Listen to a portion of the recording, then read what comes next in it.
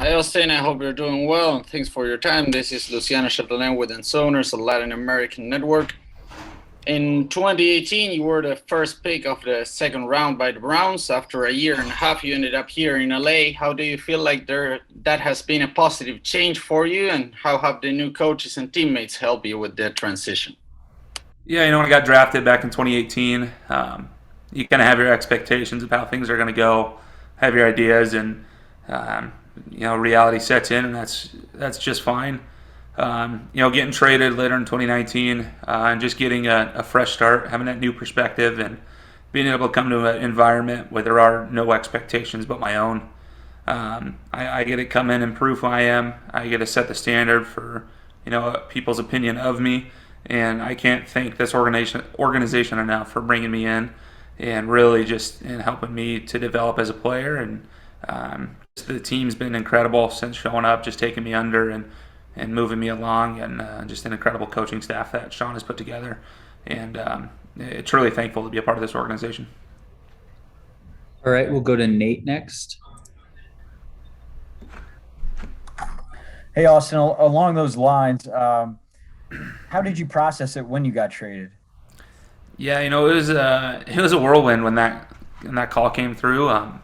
In Cleveland, we were going into our bye week at that time, so normally Tuesdays off days, but we had practice that morning, and so I had a full day of meetings, full day of practice. I was up at 5:45 in the morning. Went to practice, did the full day, and then about 3:30 in the afternoon, I got the call from John Dorsey, the Browns GM at the time, and he just let me know that the trade happened. And then I started getting a plethora of calls from personnel and staff here saying, how quickly can you get to an airport? What can you do? How can we make this happen? And my flight took off at 7 p.m. that day, and so made the long flight, got out here. And I had a lot of time to kind of reflect on the flight out. Just, what did I do wrong while in Cleveland? What did I, just trying to look inside. How could I have done better? Like, this is my fault. And then quickly shift into that mindset of I have this new opportunity to go and make the best of it. And so I spent, good majority reflecting, back and then looking ahead at this new opportunity. All right, we'll go to Tom Rock next.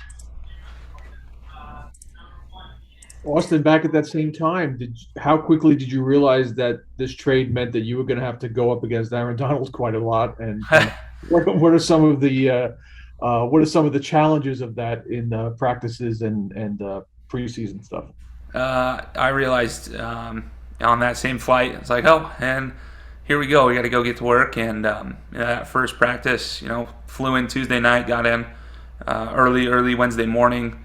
And then Wednesday, I was out there getting reps against Aaron. It was just a part of it, and I think a blessing in that is that there's no one better to go up against, and you get to challenge yourself and really work to better yourself in that. And it's truly a blessing to be able to have that and trying to compete with the best defensive linemen in football. It is truly a challenge that you can all can imagine, and you never underestimate a practice, right? Aaron's work ethic is truly amazing, and that it's full speed every single rep. He's never letting off, and he's great because of the way he works for sure. All right, we'll go to Joshua Linsenberg. Hey, Austin, how you doing? Fantastic. How you doing, Joshua? I'm doing all right. So wanted to ask, so you come from the Walker River Paiute, I believe that's how I pronounce it. Paiute. Paiute, thank you. Tribe. What does it mean to be a Native American and representing Native Americans in the Super Bowl? It's been fantastic, and just being from that's in Schurz, Nevada, and about an hour and a half outside of Reno, where I'm from, and so my family really hasn't gone too far, off the reservation there, and being able to go back, growing up, hang out with some family there. We'd always do some Christmas dinners, and it was a big part of tradition growing up, and it's been great just the amount of support and outreach I've got from the native countries and there for the native people, and there in the Indian country. It's been truly just incredible the amount of support I've received from so many people that I don't know, and just it's truly an unconditional love that the tribe has shown me. And it's a small rural tribe out there in Schurz. Not many. I think about 700 or so are left on the reservation, and a couple thousand, active, alive still in the tribe. And it's just an honor to be a part of that, and to represent our culture and our people, being from the same area, and taking where life has brought me here, and just truly love the community and the support that I've gotten from every single person. Thank you, and best of luck Sunday. Appreciate you.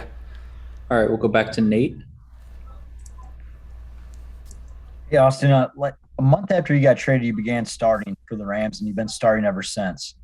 So you talked about that opportunity just a couple minutes ago, and reflecting on Cleveland and thinking about the new chance on that plane ride. But what do you think the key was in you being able to capitalize on that opportunity?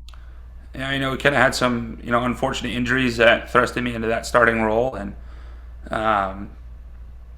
I just wanted to make sure that I listened and absorbed all the knowledge. Like back in 2019 when I was put at left guard, I was fortunate, to have Andrew Whitworth next to me, and just the amount of knowledge that he can outpour in a 30-second just ramble of film, and there's just so much knowledge he can put into this that I tried to absorb everything I possibly could, and still lucky enough to do that now.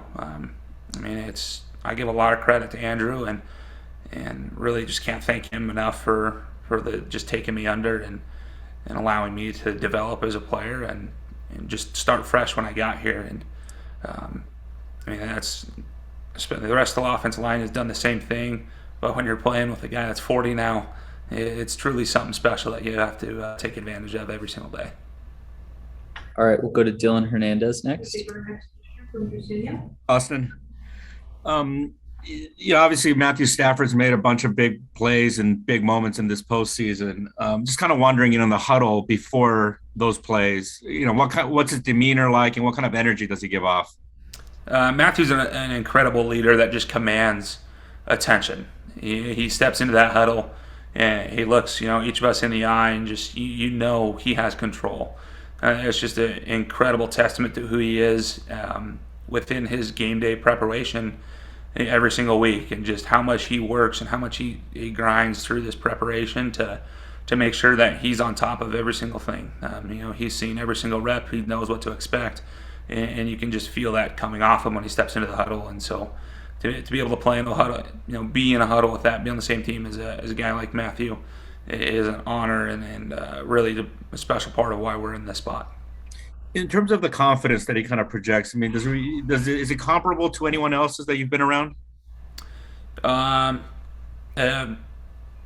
honestly, no. It's impressive to see just his knowledge of the game and his command, his confidence within himself, knowing he's going to make big plays in big time games. And that's what you need at that quarterback level, at that quarterback position. A guy who's trusting of himself to go make those throws and put some incredible throws in some tight windows that we're all seeing with these slow-mo replays, and just how small these windows are that he's hitting.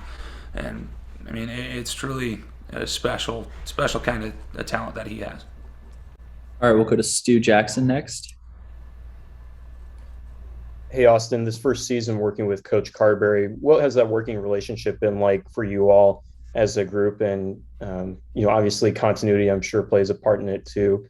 But what has his impact been in, getting you guys to this point from a performance standpoint? Coach Carber's has done a fantastic job ever since, showing up back in OTAs and just kind of really learning each of us and how we move and what works best for us as individuals within certain techniques and being able to adapt. But he also does a good job of listening.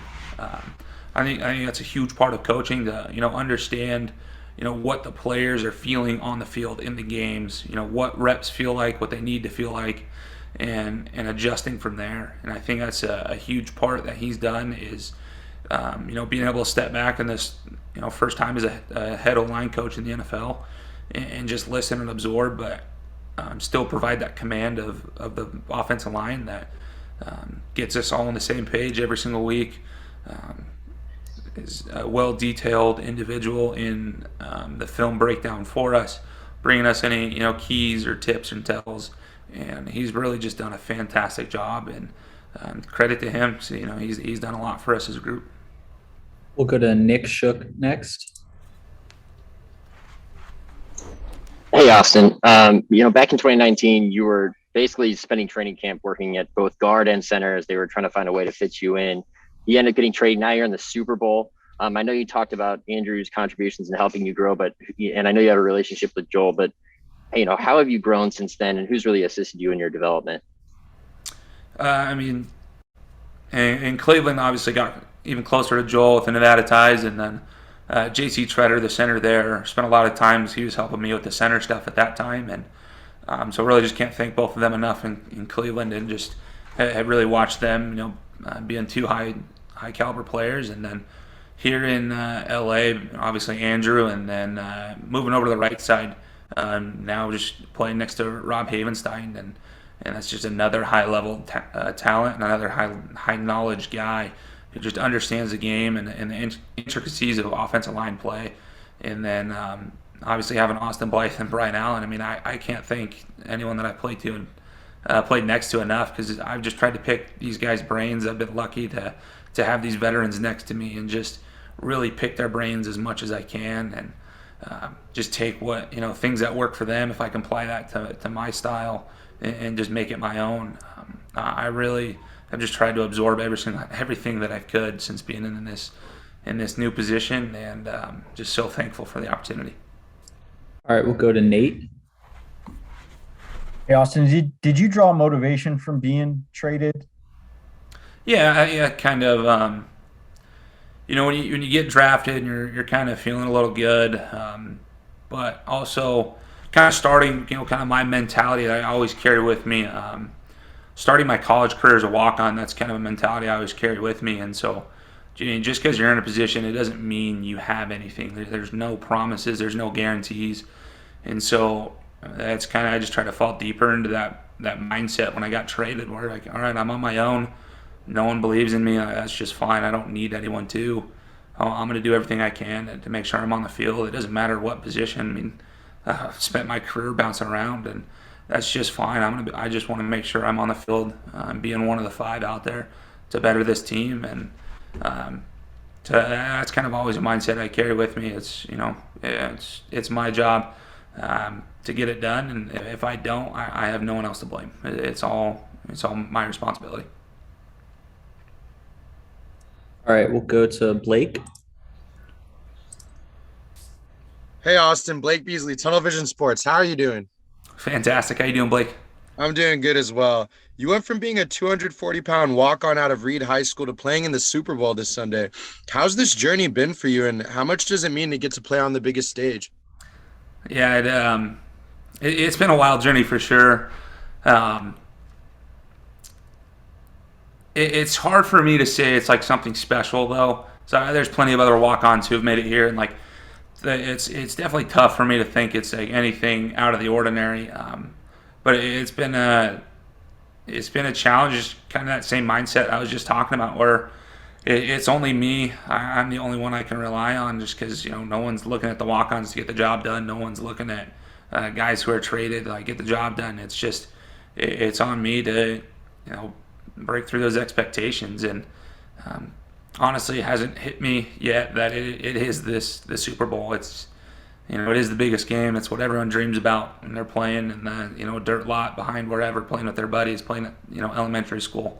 This is what everyone looks forward to, and it hasn't truly hit me yet that it's this game. It's just focusing on our preparation as a whole and making sure that we go out there and put out a good product as a team to go out and do what we've set out to do since we got together back in May, I guess, for OTAs, and really when we came together in July for training camp. This has been our goal. We've had this expectation, and now this is what we're trying to go do. Thank you, and best of luck. Appreciate you. Currently, there aren't any other hands raised. So if you guys have a question, all right, we'll go back to Nate. Yeah, Austin, just speaking of Joel and JC, just how often do you keep in touch with those guys? And how close did you guys become? And what are they saying to you about this big chance that you have here coming up Sunday?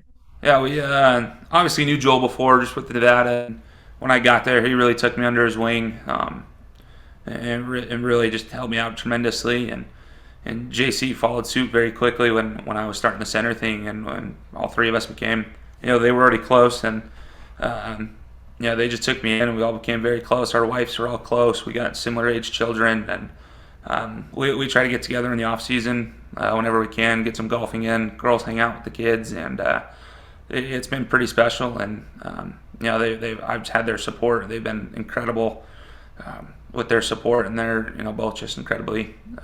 They keep saying they're happy, and I just can't thank them enough. It's been fun. All right, we'll go to Greg Beecham. Hey, Austin, what has Rob Havenstein meant to your development as a player, being next to him all season and being able to watch a veteran like that and learn from him? Yeah, having 2 seasons next to Rob has been awesome.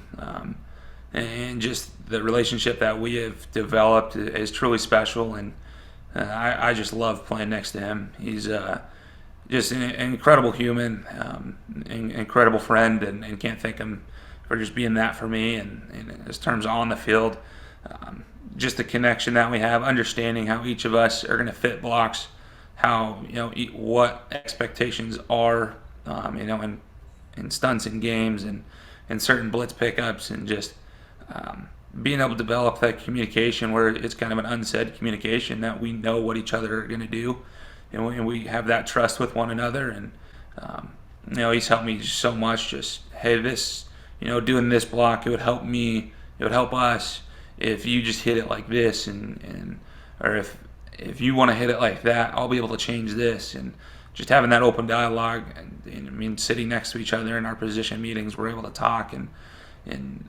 communicate just every single day. And he's been so awesome. I just love playing next to him.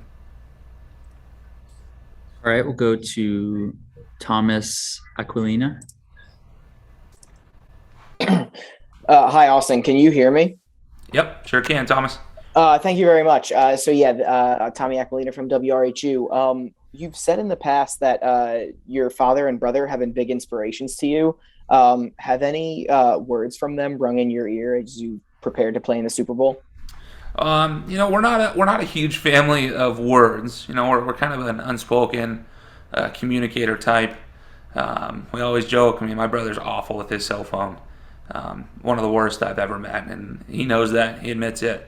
But both of them, it's just been by example, and just who they are as men, who they are as both fathers now, and just how they act in life has truly been a deep inspiration of mine. Just wanting to be like them, and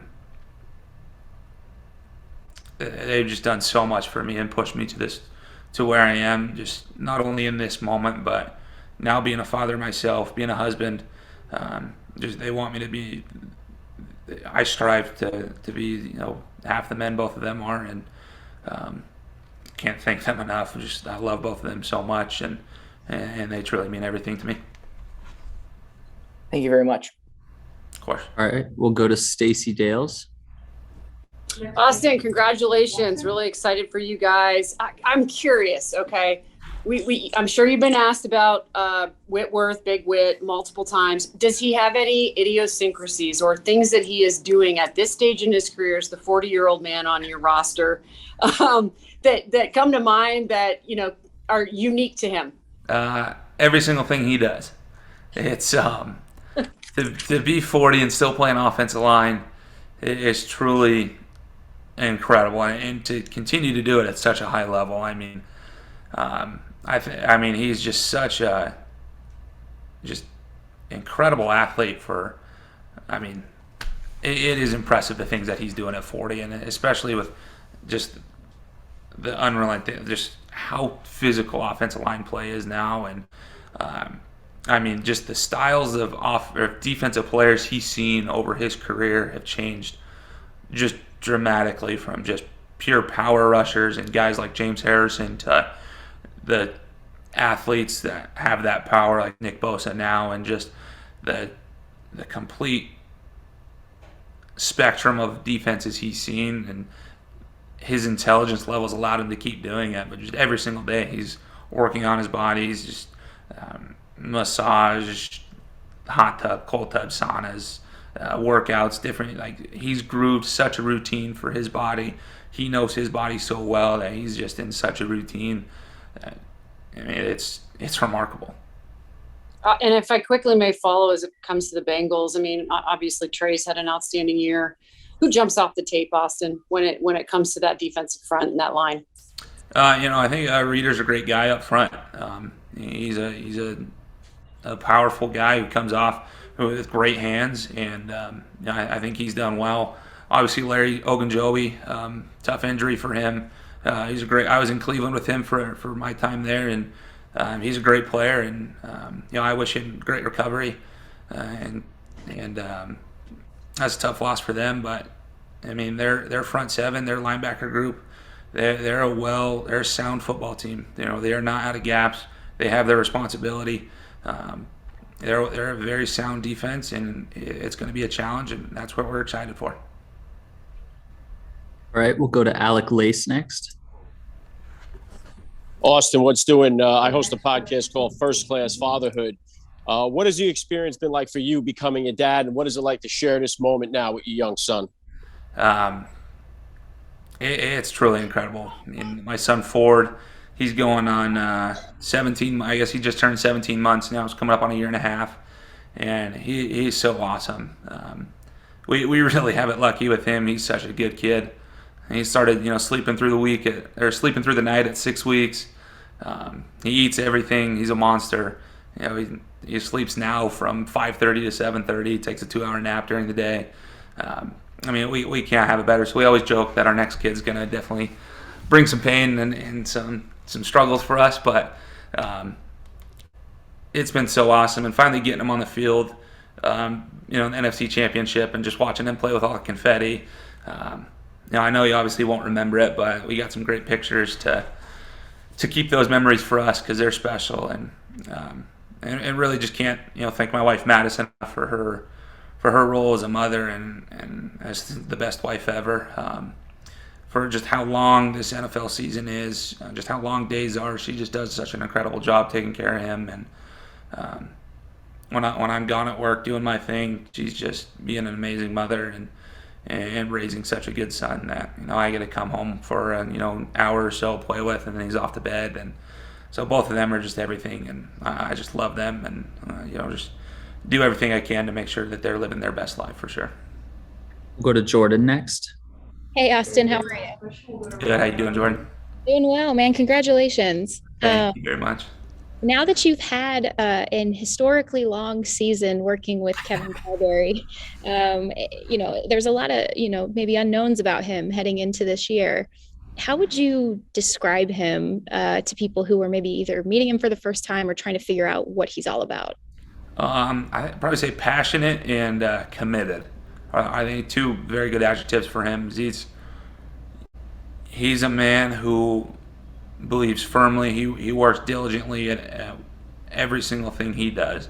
He's such a detail-oriented coach that he's pouring everything he can into those moments, and he just does such a good job of controlling a room and understanding what needs to be shown as in terms of film, understanding, getting us things on the same page, and but at the same time he understands that there's a good time to take a little mental break here and there, just to break up some of the meetings and keep guys' attention and stay on the same page, and he's done an incredible job.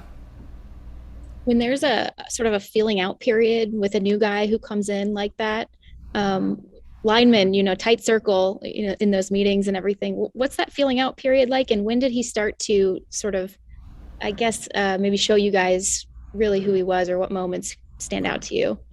I think the thing with Carbs is exactly who he is very quickly. There's not much show with him. He is who he is. And that's perfect for offensive line, right? We aren't guys who want to beat around the bush. We want answers. We want straightforward, and we just want to get the job done. And that's exactly what he does. So early, back in May when we were doing our reduced OTAs with COVID and everything, and being virtual and minimal on-field work, there was that period of feeling out with drills and kind of him getting adapted from college, being at Stanford to NFL, and I think he did a great job of making that transition. And that's again, you know who Kevin is, Coach Carbs is immediately from that's just the type of man he is. Thanks, Austin. All right, we'll finish up with Jake.